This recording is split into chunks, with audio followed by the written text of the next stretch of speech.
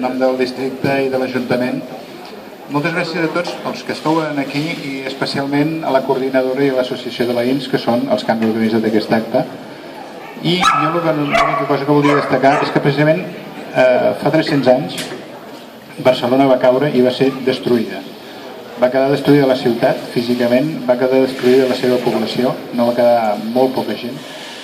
I 300 anys després, gràcies a la gent com vosaltres, a la gent que ha mantingut la llengua, a la gent que ha mantingut la cultura, la gent que s'ha mantingut ferma estimant aquest país, avui som aquí.